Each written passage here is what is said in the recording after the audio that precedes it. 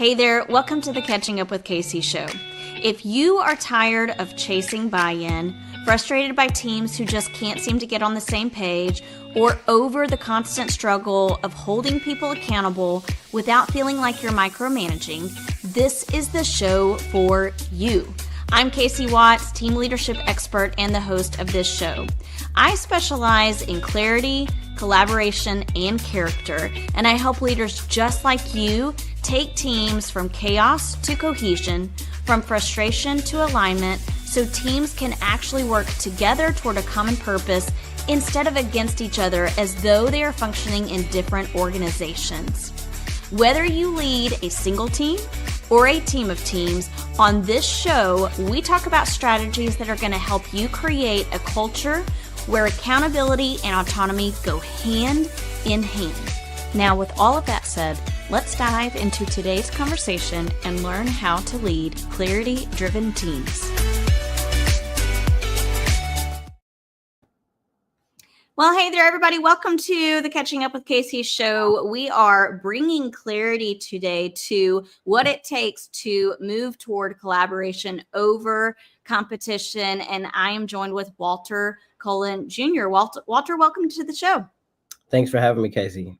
Yeah, I'm excited to have you. I'm excited about this conversation. I love the phrase collaboration over competition. It is crucial. And I talk about that a lot when I'm engaging with other entrepreneurs and we're thinking about how do we get on more stages to speak and spread our message? How do we get into more buildings and organizations to help people thrive? So this is going to be awesome. But first, tell us a little bit about who you are and the work that you do. All right. Well, my name is Walter Cullin Jr. I am currently a higher ed administrator at a technical college here in Milwaukee, Wisconsin. My experience has been in K through 12 education for about 15 plus years. I taught second grade, fifth grade, sixth grade, eighth grade, a little bit of high school. And then eventually I became a dean of students and associate principal for a while, for about 3 or 4 years. On the side, I do professional development for new teachers a lot of times. And it's interesting. I just had a professional development yesterday that I had to provide to some instructional leaders as well. So it's just crazy, got the new baby as well. So a lot of great things going on, but that's me in a nutshell. Yeah. And you're like, when he says new baby, y'all, he's talking like a couple of days old. So when was the actual birth of your newborn? Sunday, July 6th at 9:10 a.m. Oh, a my beautiful goodness. baby girl. Oh, love it. And what's her name? Renly.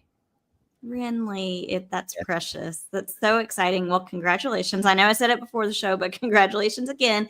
And Thank you. asked before the show, but just for our new parents, are you getting sleep? Is she sleeping?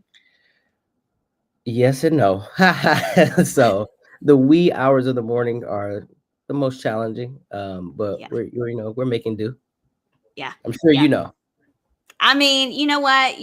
So people say that sometimes because I do have 3 children of my own, but we adopted all 3 of our children, so I don't really know the newborn stage. So it is crazy to me, and kudos to you guys who go through it because I am not a very nice person when I don't get sleep. So I think God had plans specifically for me when he had us. Right. He was probably like, yeah, you can't handle newborn phase. Let's not do that to you. No, I hear you. Yeah, we've been balancing it though for the most part though. But I tell you, like the first day it was like she was up from like 1 a.m. to like 7 a.m. And it's like, whoa. But the circadian rhythm is different outside the body now. So yeah. Well, you're getting your groove one way or another. So tell us, aside from you have a newborn, but what is something else, maybe a hobby or something that just makes you uniquely human?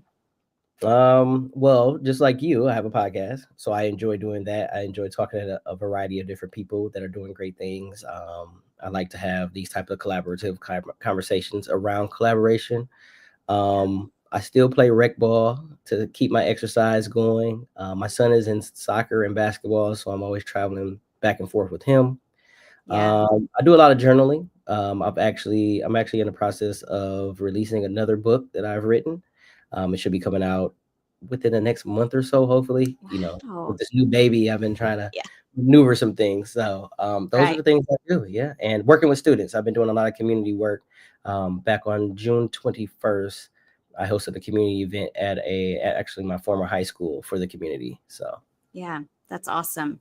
All right, so let's dive into this topic, collaboration. You say the conduit, collaboration over competition. And so I want to ask to just to bring clarity to collaboration over competition. mhm. Tell our audience what you mean by this and what it means in like your leadership journey, and how did you take on that mindset? So collaboration over competition. So for one, this is something that's kind of like been innately kind of like instilled in me since a youngin, right? I've always wanted to work alongside other people. Like I don't mind like trying to be a leader, but I like to lead with a pack. I always feel that we can do more together as opposed to working in silos. So twofold. I started the What's Your Motive podcast because as I looked around in Milwaukee and just different places, I started seeing like we have a lot of these organizations and a lot of different people that are doing some of the same things. And they may be great things, but no one talks to each other. No one works together. And it's like we're duplicating these things that are already being done instead of coming together to create a synergy to make a greater impact on the masses, right? So that's why What's Your Motive came about. So I started reaching out to different people, and my final question is always, "What's your motive?" Trying to figure out like, are you trying to be collaborative or are you trying to stay in a silo lane? So I had a guest, Khalif El Amin, shout out him, and we were talking, and he said, I asked him a question like, what is the biggest issue that we have like going on? Why don't people work together? And he said, it should be collaboration over competition, but it's not. And I was like, Mm-hmm. so that's one of the reasons why I'm like, yes, it has to be more collaboration over this competition thing. Healthy competition, I get it, but if we're really trying to help the community, help students, help teachers and educators, we should be forging relationships that can foster a greater benefit for those people that we say that we are aiming to impact, right? Mm-hmm. So that's where they came about. And even as a leader, when I was associate principal, obviously you deal with the academic side, the behavioral side, the operation side. I couldn't have been the leader that I was if I didn't have my guidance counselor, Mr. Holloway, to help with some of the emotional things that a lot of students were going on and some of the information that he knew about the parents and the families to help in those reinstatement meetings or the collaborative meetings or the proactive meetings in regard to those things. Also, I had the bus company. I was in charge of the busing. I had to have a relationship with the individuals at the bus company. So if there was an issue, I can call them directly. Am I able to do this? If I need to make a change, if I have an irate parent, okay, you know what? Let me be the middleman. I'll talk to them, and be that conduit. And I found Yeah. that doing those things, the office staff, right? The teachers to get the buy-in from them, like I had to force these relationships and collaborate with them in a variety of ways in order for a lot of things to move forward. So that's where it Mm-hmm. comes about. And I think it comes full circle with that, even with some of these community events. I'm just reaching out to different people. Because sometimes people are hesitant to like reach out to different individuals, but I'm like, hey, would you like to help? Can you help? Can you provide? If it's a yes or a no, Casey, right? Yeah. All we can do is Yeah. try. So that's me, and Yeah. that's where it came from. So Walter, one thing that I'm hearing you say is yeah, so we want to favor collaboration over competition, but it takes somebody to be the person who is like the catalyst for Yeah. that collaboration. Mhm. And I love that idea. And that kind of leads me into what I want to talk about next, because if you are going to be the catalyst for promoting collaboration over competition, you've got to really develop your character. So I want to know, just from your perspective, why do you think character is such an essential part of that like leadership development, especially someone who's leading from the middle, kind of like Mhm. what you've talked about, trying to Uh-huh. be this catalyst? So I can tell you for sure, one reason why character is important because reputation, is everything, right? And Yeah. Casey, if I'm going to be that person in the middle, if I'm going to be that conduit, my integrity has to be intact. What I do has to really show. I can't just talk. Actions, I mean, Yeah. it's an old adage, but actions speak louder than words, right? So I have Hmm. to make sure that I'm walking the way in which I'm talking. And a lot of times, if I'm bringing somebody to the fold, if I'm introducing somebody to you, that's they're vicariously coming, representing me, right? So Yeah. that's why it's so important. Additionally, um, the character piece, that's why I check the motives, right? That's why it's what's your motive. You're always trying to scan. I mean, sometimes you can't see it right away in terms of on the first impression. Sometimes you can, sometimes you can't, depending on how much time you get with that individual. A lot of times it's the energy that people say, but a lot of times you have to comb through social media.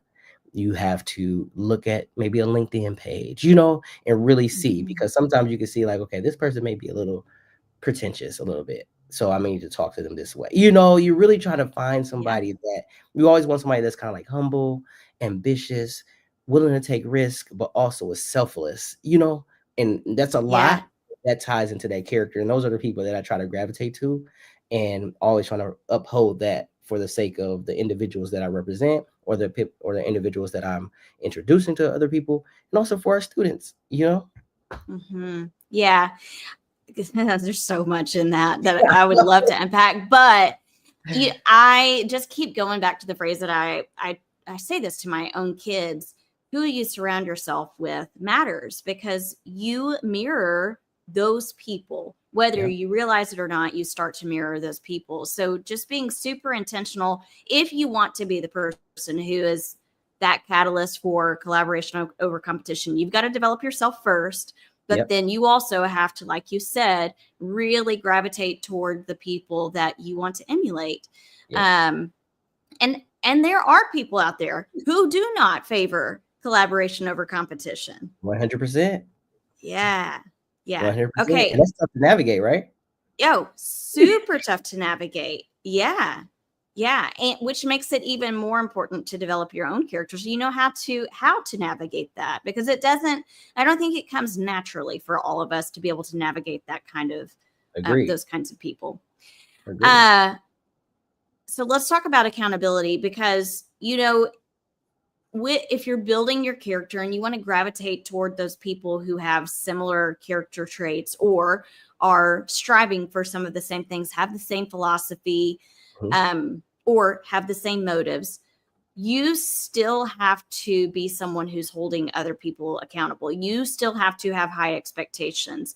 Yep. How do you think leaders can balance that while still being really authentic and building relationships? So you balance it by, and you kind of mentioned a little bit about that. You alluded to it a little bit before in terms of you being grounded in who you are and your character, right? So if I Mhm. present myself to you one way and you continue to see that, you will recognize my account. If I make a mistake, I admit it. You know what I mean? If Yeah. I'm Yeah. Yeah. I say I'm going to do something, I'm following through with it, and I have to show that. I can Hmm. speak it, but I have to show that. It goes back to that. Additionally, in terms of ensuring that everyone else can hold themselves accountable through not only me exemplifying that, right? It comes that relationship piece, right? So if I talk to Miss Franks, if I talk to Miss Dixon, and I know they have two different personalities, the way in which the tact that I'll use to ensure that there's accountability may be different. Franks, I may Yes. be a straight shooter. Yeah, no, you were wrong. You were wrong in that situation. Miss Dixon, Hmm. I may have to say, Miss Dixon, let's walk through this process really quickly. This happened, then that happened. You reacted this way, and then this resulted in this, and we walk through that. Okay, can you tell me exactly like where did we go wrong here? You know what I mean? And you have to walk Hmm. it through. Now, some are a little bit more combative, right? So then you have to take the listening approach. Okay, understood, understand. You forgot what you just said. Did you hear what you just said? How did that come off? You know what I Yeah. mean? And there's so Yeah. many different things that we have to do, and I think that breeds that accountability, because even if you stay Hmm. consistent, and a lot of times what I would do with teachers was I would throw little nuggets when I see them in the hallways or something like that. Or if we were in a quick meeting, or if they came to visit me, I would be like, "Yeah, but you got to do this," or "Don't forget that." Hey, or I'll shout out the stairs, and it's just all about really. You don't always have to come off like super demonstrative Yep. uh to get accountability, and you don't want to micromanage them. Yeah. Never been a fan of micromanaging. If you're just like cowering over me, like, how I'm an adult, you know what I mean? I should be able Hmm. to trust you, but I also should be able to speak to you, and I need Yeah. to And it comes from us, right? It comes from within. Like, I need to know that I need to be intentional in the way I speak to Franks, Dixon, Grimoire, whoever it is. And that's how we keep everybody accountable. And eventually there's some reflection. They come back like, you were right. Or I'll come back and be like, you know what? I was wrong about that. My apologies. And they need to see that as well. Mm-hmm. Yeah. Really what I'm hearing you say is we maintain high expectations for everyone. And to an extent, our expectation is the same for all people. Mm-hmm. But the way that we hold them accountable really may differ depending on who you're engaging with. Absolutely. Yeah. Go ahead. I was just saying, just think about it in education. Like, we want to have high standards for our students, right? Mm-hmm. But we know that we need to customize the learning to ensure that it's equitable. You know what I'm saying? Yeah. So that's how I look at it, Yeah.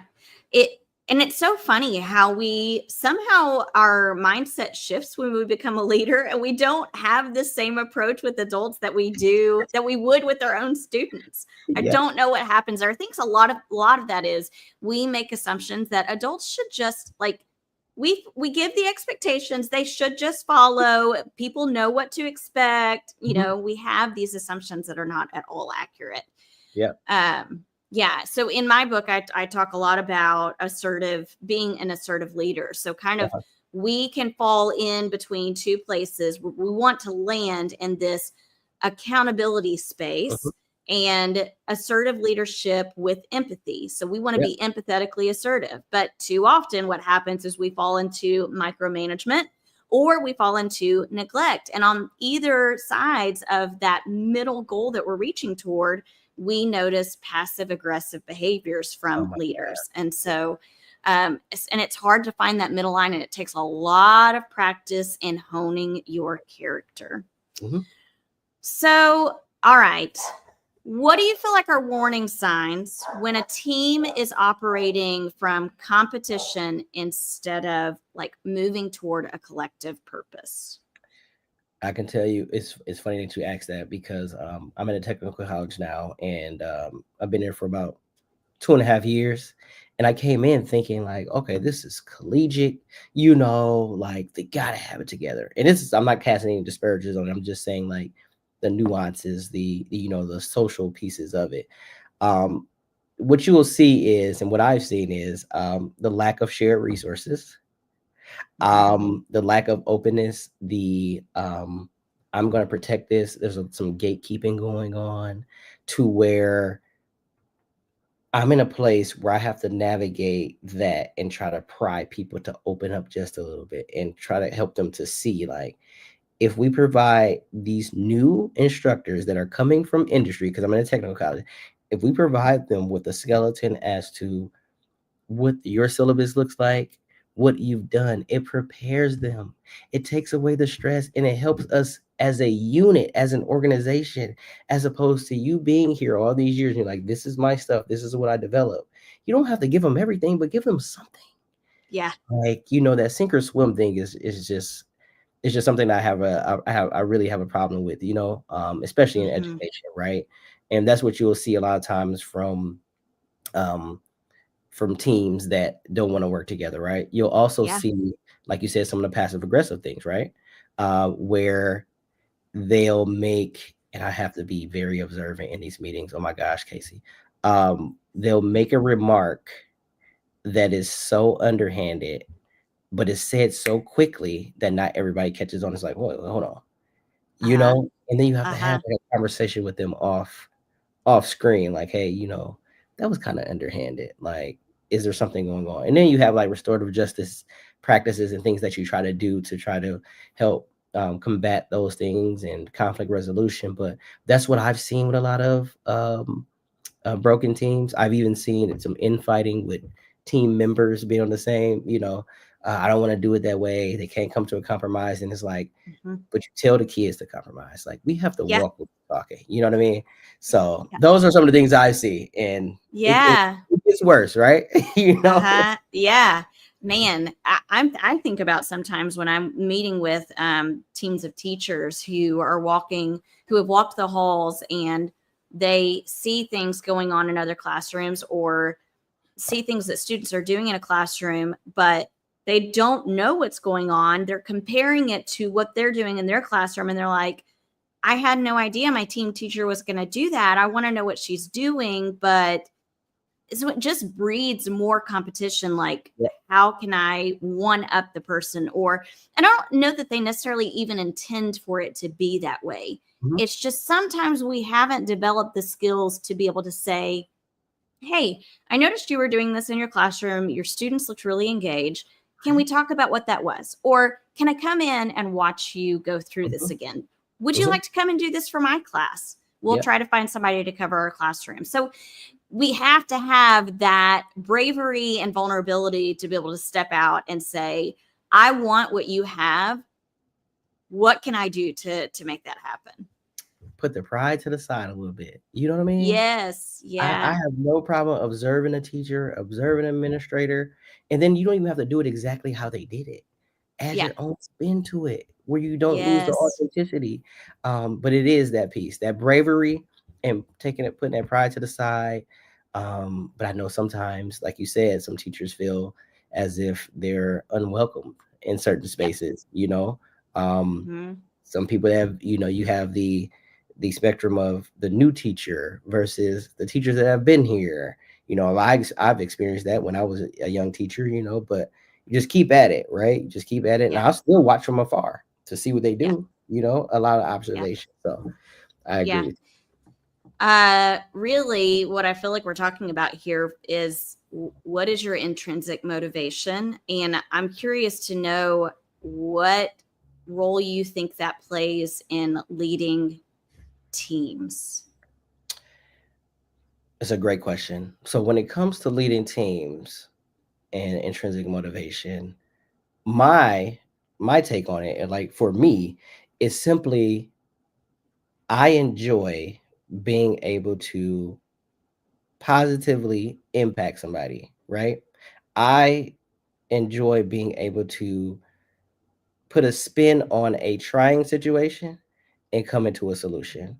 Um, I take pride in being able to deal with a angry or frustrated, whether it be colleague, parent, or whatnot, and listening to them because sometimes that's what they need, right?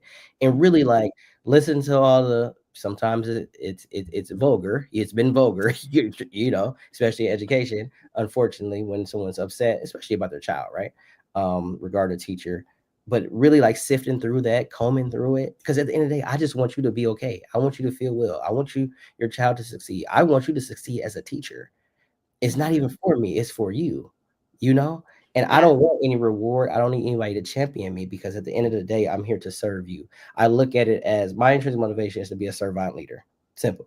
I just want to serve people. I enjoy serving people, but I think sometimes some leaders, Casey, and you can tell me if you agree or disagree, they become infatuated with the power, what it does. You say, Mhm. if I say do something, you do it. And like you said, you want to be assertive, but with empathy, right? You can Yep. do that without being so authoritarian, where it's like demonstrative, like you were late 2 minutes, go, you know what I mean? Or and I always, my principal, I used to have a conversation with her about that. Like, there's a way we can go about doing these things. And a lot of Mhm. times, but it goes back to Casey to the fundamental things about their relationship. But that Yeah. intrinsic motivation has to be the first thing needs to be that you truly in your heart and your mind you want to serve. Yeah. And that will help you be a better leader. And people will follow you. Yeah. I love that so much. It really ties into, you have to know what your core values are. Mhm. And then you have to, and I've heard you say it multiple times in this episode, in the short time that we've talked, is you've got to live it out. You've got to live as you're preaching. Whatever it is that you're Yes. saying you believe in is what you've got to act out. Um, and then I think too, I picked up on the phrase I enjoy. And I think that's important to think about with your core values, is just Mhm. thinking, what is it that you enjoy when Mhm. you are serving other people? That's so important to think about, because then that's going to help you to identify, then, what are my motives? What are my core values that you think Absolutely. about? Yeah. Absolutely. And then even with that intrinsic motivation, like obviously we know it's not foolproof, right? As a leader, I don't think it's foolproof. So There will be times where you've handled the situation, you tried your best, and it didn't come out the way you wanted it to come, right? There's Mhm. another challenge that you may be a little bit apprehensive about going into, right? But you know you have to show up and you have to be the calm. You have to maintain that calm disposition for everyone to turn away that wrath, right? You know what I mean? And try to Yeah. diminish that. At the end of the day, though, we recognize, I think the quote goes, not everything that is faced can be changed, but nothing can be changed until it is faced. So Mhm. we have to go lean into that and be accepting of that, but always being optimistic about, let's still do better the next time. Let's still try to Yeah. get the best end result that we can out of the situation. Yeah. Okay. Let's talk about team members and their motives. Like, how do you uncover?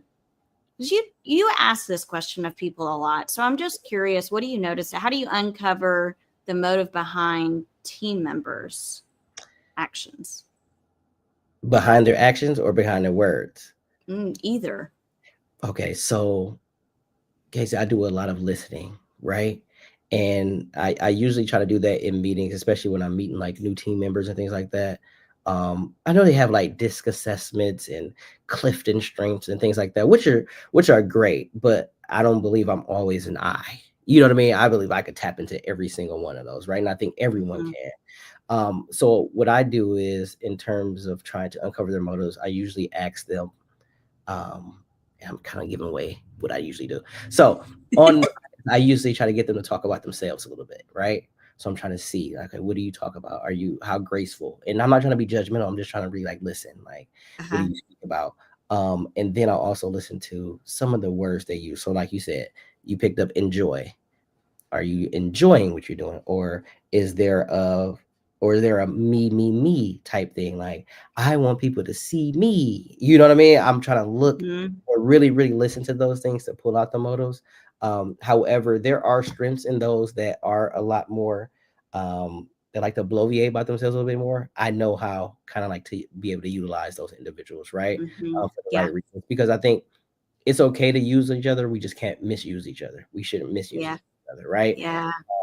So a lot of that, sometimes if they're going to show up to a meeting, if they show up, if they extend the offer, if I extend the offer, are you showing up? You know what I mean? So some of Yeah. those actions. Another thing is how they interact with other people. You will be surprised, and maybe you won't. In the hallways, there are individuals, and you're in the South, correct? So you have the Southern hospitality, right? Yep. I'm up north, Casey. So, oh my gosh, like, and I love my Northerners, but sometimes it can be so cold. And I'm one of those guys when I'm walking down the hallway, I want to say hi. If we're standing in line, I might want to have a quick conversation and figure out what you do, especially in this big world, But I understand some people have different temperaments; they're a little bit more reserved, but a lot of those things I like to pay attention to. Yeah. So smart. It's such a small move, but such a powerful move. And I think that's also a skill that you have to develop. We don't Mhm. do that naturally, and some people are better at it than others, but for some people it takes a lot of practice. It's so funny. When my husband and I went on our first date, Uh-huh. I remember thinking, well, my gosh, he doesn't care. If this is not going well, we're not meant to be, because he's not listening to anything I have to say, because he interjected so much. But I mean, obviously we're married, we've been married for almost 20 years now. And so I Congratulations. know, thank you. But I know he just gets so excited about what you say and wants to share his perspective that he kind of just cuts you off. But so he knows, he's like, Mhm. yes, I listen. I just don't show people that I'm listening very well. And it is a skill you have to develop. And there is so much you can uncover when you're just watching people with purpose. You have to have a Yeah, purpose, though. What is your yeah, purpose in listening and watching? for sure. Yeah. And that goes to the relationship too, though, right, Casey? Uh-huh. Like, when Uh-huh. like my business partner, Will Holloway, he is loquacious. He talks a lot, right? And he knows that, I know that. So when we're presenting, I know when to interject. But we've had conversations about that. Great guy. I mean, guidance counselor, he had to talk to kids, right? Talk them off the ledge, those things. So it's all goes back to that relationship piece. So I get it. Yeah. Yeah. Okay. As we close, this has been such a great conversation. I Yes. want you to share what you feel like one shift a leader could make today to start moving from competition to collaboration? One shift leader. It's a great question that they can make today. I'm thinking of one that I'm holding on to after this conversation. Okay. I would say in their current state, obviously they feel empowered or whatnot. I would say take a time to do a deep reflective audit on not only yourself, but those in which they are actually leading, because even as, as leaders, we know we hear what people say. And a lot of times leaders are not always liked, some people like you, some people don't. But that's just part of that comes with the territory. Right. But I think it's always important to take a reflective audit on yourself. And I did that a lot over my time as a dean and associate principal, because I remember what it was like to be a teacher. So I always tried to remember that. And I remember when I stepped on the other side, it was like, you're on the other side now. Yeah. So it was like that lack of trust. So I was just like, let me reflect and figure out, okay, how would I navigate this? How would I feel if I was a teacher? So some of that, taking a step back, that's my biggest thing right there. Even to this day, I do a lot of reflection. Yeah, that's fantastic. I think the thing that I'm taking away, which really is just a play off of what you just said, is to really, as you're doing a reflective audit, notice how you're paying attention to people and listening in. That's definitely something I'm taking from this. But really, the other thing I think I'm going to take away from this is what you're all about. And that is, what is the motive? Like, I think it's important for us to step back and consider, what is my motive here? And then what is the motive of the people that I'm working with, and how can we move more toward collaboration? So This has been awesome. Where can people connect with you after they listen to this episode? So I am on Instagram, and it's at intrinsically motivated, INTRINSICALLY motivated. I'm also on YouTube at What's Your Motive? I Am at the end. You can find me there. Those are my main two. I am on TikTok under intrinsically motivated as well. That's a little different space for me in terms of like navigating it. I put things up on there. But you can catch me there. You can email me at intrinsicallymotivated4@gmail.com as well for anything as well. But those are the places that you'll find me. I have a website coming, and I'll have like a workshop for intrinsic motivation for students coming up, hopefully by the end of the month, and I'll keep you posted.